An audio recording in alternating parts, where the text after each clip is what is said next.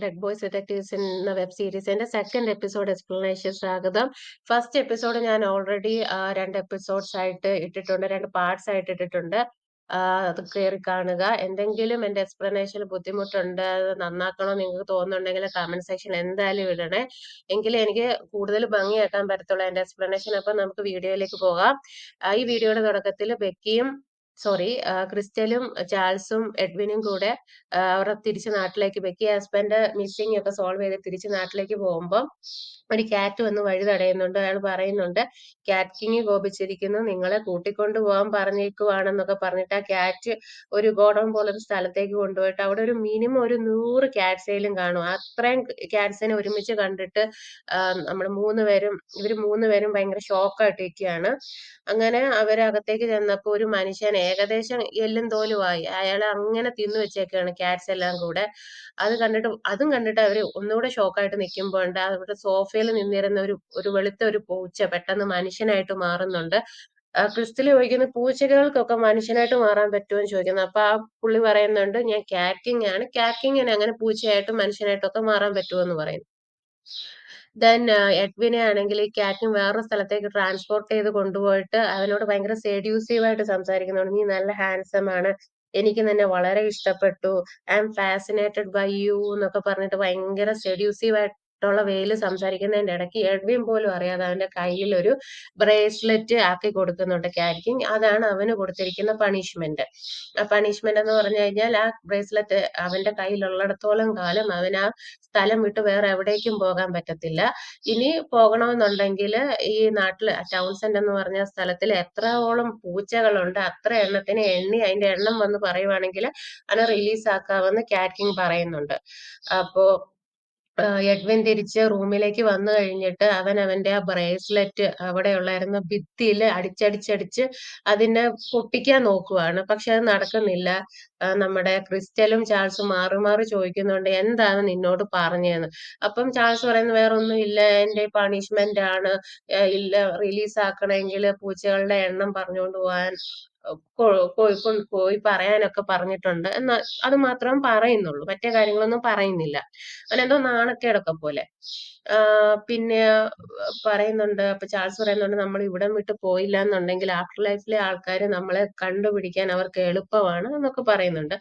ഇത് കഴിഞ്ഞ് അടുത്ത സീൻ കാണിക്കുന്നത് നമ്മുടെ ക്രിസ്റ്റലിന്റെ ഓപ്പോസിറ്റ് റൂമിൽ താമസിക്കുന്ന നിക്കോയെ ക്രിസ്റ്റല് കണ്ടിട്ട് ഭയങ്കര മെസ്മറൈസ്ഡ് ആയിട്ട് ഇങ്ങനെ നിൽക്കുന്നതാണ്. അടുത്ത നിമിഷം തന്നെ നിക്കോ ബോധം കെട്ട് താഴേക്ക് വീഴുന്നുണ്ട്. ക്രിസ്റ്റലും ഇത് കണ്ട് പേടിച്ചു പോകുന്നുണ്ട്. ഉടനെ ക്രിസ്റ്റൽ അവളെ സഹായിച്ച് അവളുടെ റൂമിൽ കൊണ്ടൊക്കെ കിടത്തി അവളെ പരിചരിക്കാൻ തുടങ്ങുവാണ്. സമയത്ത് ചാൾസും എഡ്വിനും ഒരു ഷോപ്പിൽ വന്ന് നിൽക്കുന്നതാണ് കാണിക്കുന്നത്. ഒരു ശപിക്കപ്പെട്ട നീർനായ അല്ലെങ്കിൽ കടൽ കുതിരയെന്നും പറയാം, വാൾറസ് എന്നാണ് പറയാ. നിങ്ങൾക്ക് നടത്തുന്ന ഒരു ഷോപ്പാണത്. ആ ഷോപ്പിലെന്ന് പറഞ്ഞാൽ കുറെ സ്പെൽസിന് മാത്രം ഉപയോഗിക്കുന്ന കുറെ ഐറ്റംസ് മാത്രം സെല്ല് ചെയ്യുന്ന ഒരു സ്ഥലമാണ് ഈ ഷോപ്പ്. അപ്പം കാറ്റിങ്ങിന്റെ ബ്രേസ്ലെറ്റ് പൊട്ടിക്കാൻ പറ്റുമോ എന്ന് നോക്കി അതിനുള്ള എന്തെങ്കിലും സാധനം നോക്കിയിട്ടാണ് ചാൾസ് ഇവിടെ വന്നിട്ടുള്ളത്. പക്ഷെ അവർക്കൊന്നും തന്നെ കിട്ടിയില്ല. ഒന്നും നോക്കണ്ട, ക്യാറ്റ്സിനെ എണ്ണി തുടങ്ങാന്ന് ചാൾസ് പറയുവാണ്. ഉടനെ കടൽക്കുതിര മനുഷ്യൻ പറയുന്നുണ്ട്, അയാളുടെ കഥ പറഞ്ഞു തുടങ്ങുന്നുണ്ട്. സ്വതന്ത്രമായി ചുറ്റി നടന്നിരുന്ന മനുഷ്യൻ പെട്ടെന്ന് അവന്റെ ഫ്രീഡം ഇല്ലാതായി പോകുമ്പോ എത്രമാത്രം വിഷമം ഉണ്ടെന്ന് എനിക്ക് മനസ്സിലാകത്തുള്ളൂ. പണ്ട് ഞാൻ ഇതുപോലെ കടലില് ഭയങ്കര ഫ്രീഡം ആസ്വദിച്ച് നടന്നിരുന്ന ഒരു കടൽക്കുതിര ആയിരുന്നു എന്നൊക്കെ പറഞ്ഞു തുടങ്ങുമ്പോൾ ചാൾസ് ഒട്ടിനും പറയുന്നുണ്ട്, അവർക്ക് സമയമില്ല, അവർക്ക് പോകണമെന്ന് പറയുമ്പോൾ ഒരു പേപ്പർ വെയിറ്റ് ആയിട്ട് നിങ്ങൾക്ക് യൂസ് ചെയ്യാം, സ്പെല്ല് ചെയ്തിട്ടുള്ള ഒരു ജാർ ആണെന്ന് പറഞ്ഞിട്ട് ഒരു ജാർ എടുത്തു കൊടുക്കുന്നുണ്ട്. ഒന്നും പറയാതെ ചാൾസും എഡ്വിനും അതും എടുത്തുകൊണ്ട് അവിടുന്ന് പോകുന്നുണ്ട്. ആ സമയത്തിന് നമ്മുടെ ലില്ലി വിച്ച് അവിടെ ഉണ്ടായിരുന്നു. അവർക്ക് വേണ്ട എന്തോ സാധനം മേടിക്കാനായിട്ട്, അതായത് ബ്ലാക്ക് മാജിക് ചെയ്യാൻ ഉള്ള ഏതൊരു സാധനം മേടിക്കാനായിട്ട് വന്നതാണ്. ആ സമയത്ത് അവർ ആ പുള്ളിയോട് പറയുന്നുണ്ട്, നമ്മുടെ ഡെഡ് ബോയ്സ് ഈ ടൗണില് പെട്ടുപോയെന്ന് തോന്നുന്നുണ്ട്, അവര് അങ്ങനെ എന്തോ പറയുന്നതായിട്ടൊക്കെ ഞാൻ കേട്ടു എന്നൊക്കെ അവളാ പുള്ളിയോട് പറയുന്നുണ്ട്. ആ മനുഷ്യൻ, അങ്ങനെയൊക്കെ എന്തോ ആണ് അവര് പറഞ്ഞതെന്ന് എനിക്കും തോന്നുന്നു എന്ന് അയാള് അങ്ങും ഇങ്ങും തൊടാത്ത രീതിയിൽ പറയുന്നുണ്ട്. ഇത് കേട്ടിട്ട് വിച്ച് അവിടുന്ന് സാധനം മേടിച്ചിട്ട് പോവാണ്. പിന്നെ ഇപ്പുറത്തെ നിക്കോടെ കാര്യം കാണിക്കുവാണെന്നുണ്ടെങ്കിൽ ക്രിസ്റ്റൽ പറയുവാണ്, എനിക്ക് എന്റെ സൈക്കിക് എബിലിറ്റി വെച്ചിട്ട് നിക്കോടെ ദേഹത്ത് സ്പർശിച്ചുകൊണ്ട് അവൾക്ക് എന്താണ് പ്രശ്നമെന്ന് കണ്ടുപിടിക്കാമെന്ന് ക്രിസ്റ്റൽ നോക്കുമ്പോ അവൾക്കൊന്നും തന്നെ കിട്ടുന്നില്ല. അവള് തെറിച്ച് വീണ് പോവാണ്.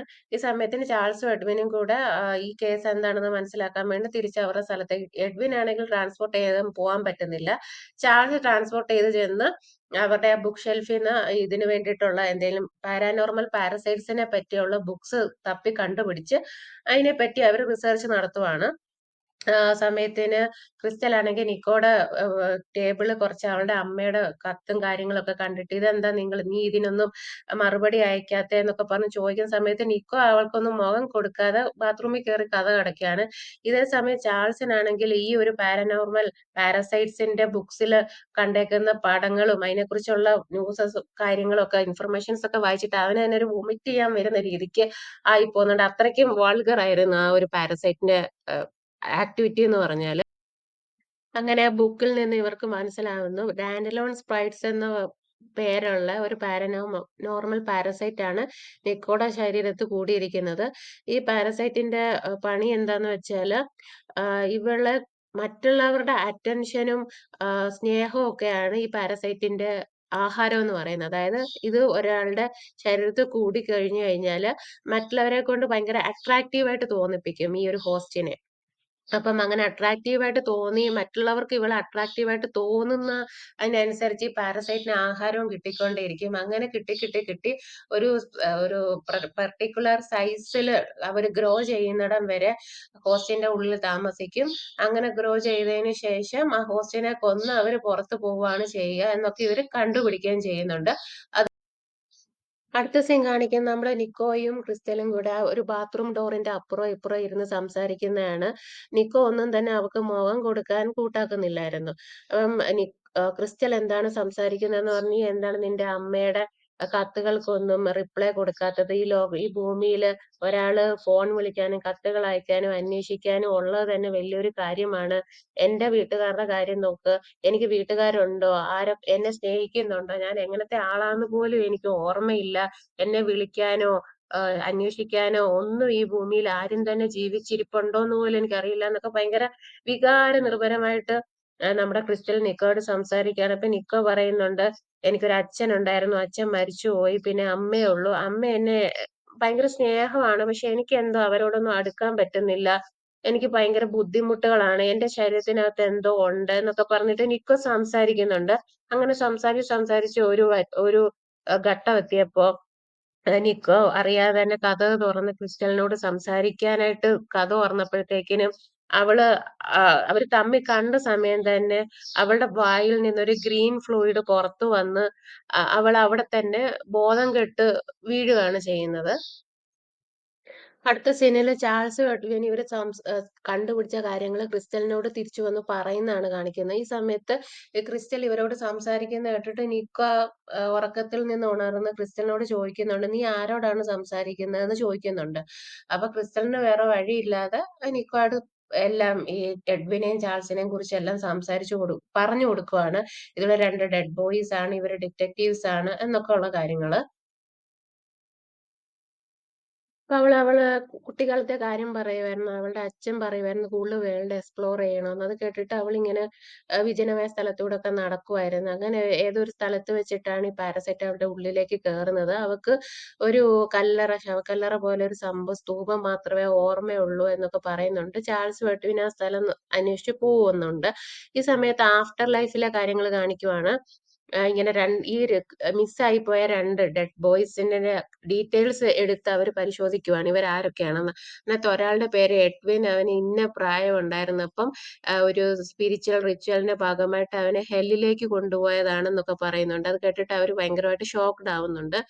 ഹെല്ലിലെ ആളാണോ? ഹെല്ലീന്ന് ഒരാൾ ആദ്യമായിട്ടാണ് രക്ഷപ്പെട്ടു പോകുന്നതെന്നൊക്കെ പറഞ്ഞിട്ട് ഇവരിവിടെ ഡിസ്കസ് ചെയ്യുന്നു.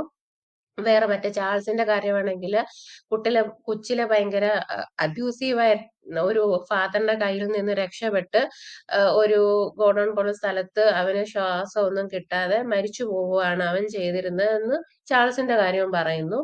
ആഹ് അങ്ങനെ ഇവരന്വേഷിച്ച് ഈ നൈറ്റ് നേഴ്സ് ഇവരെ അന്വേഷിച്ച് ഇറങ്ങാൻ തീരുമാനിക്കുകയാണ് ചെയ്യുന്നത്. എഡ്വിനും ചാൾസും ആ ഒരു കാടും പ്രദേശത്ത് നിക്കോ പറയുന്നതനുസരിച്ച് വരുമ്പോ അവിടെ ഡാൻഡ്രോൺ സ്പ്രൈറ്റ്സ് കാരണം മരണപ്പെട്ട് പോയ കുറെ ആൾക്കാരുടെ ശവങ്ങൾ അവിടെ കിടപ്പുണ്ട്. അങ്ങനെ ആൾക്കാരുടെ സ്കെലിറ്റൺസ് അവിടെ കിടപ്പുണ്ടായിരുന്നു. ഈ സമയത്ത് നിക്കോടെ സ്ഥിതി വളരെ മോശമായിക്കൊണ്ടിരിക്കുകയാണ്. അവളുടെ മൂക്കിൽ നിന്നൊക്കെ ബ്ലഡൊക്കെ വന്നിട്ട് അവളെ പരിചരിച്ചുകൊണ്ടിരിക്കുന്ന സമയത്തിന് ക്രിസ്റ്റലിന്റെ ശരീരത്തിലേക്ക് ഡാൻഡലോൺ സ്പ്രൈറ്റ്സ് കേറാനായിട്ടൊരു ഉദ്യമമൊക്കെ നടത്തുന്നുണ്ട്.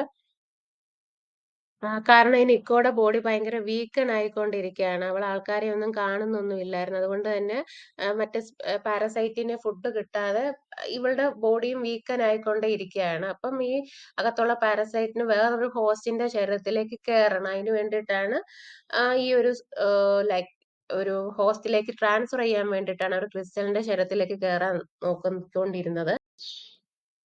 അങ്ങനെ ചാൾസും ആ ഡാൻഡലിൻ സ്പ്രൈറ്റ്സിന്റെ ഷ്രൈൻ സ്ഥലത്ത് കല്ലറ സ്ഥലത്ത് പോയി പരിശോധിക്കുമ്പോൾ അതിൽ എഴുതി വെച്ചിരുന്ന പഴയ കാലത്തെ കുറെ ലൈക്ക് വേർഡിങ്സ് വഴി എഡ്വിൻ മനസ്സിലാക്കുവാണ് ആ ഒരു കല്ലറയുടെ അകത്തുള്ള ഒരു വെസലുണ്ട്. ആ വെസൽ വഴി മാത്രമേ ഇതിനകത്തുള്ള ആ ഒരു സ്പിരിറ്റ്സിനെ കൂട്ടിലടയ്ക്കാൻ പറ്റുള്ളൂ എന്ന് അവർ കണ്ടുപിടിക്കുന്നു.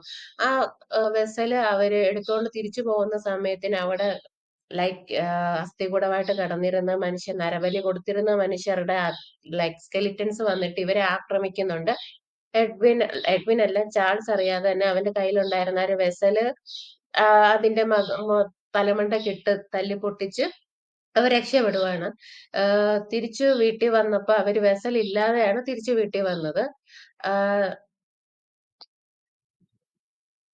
ഇവിടെ വീട്ടിലെ അവസ്ഥ എന്താന്ന് പറഞ്ഞു കഴിഞ്ഞാല് ക്രിസ്റ്റലിന്റെ ശരീരത്തിലേക്ക് കയറാൻ നിൽക്കുന്ന ആ ഒരു പാരസൈറ്റ്സിന്റെ ആ പാരസൈറ്റ്സ് ക്രിസ്റ്റലിനോട് സംസാരിക്കുന്നതായിട്ടാണ് കാണിക്കുന്നത് നിക്കോടെ ശരീരം വഴി.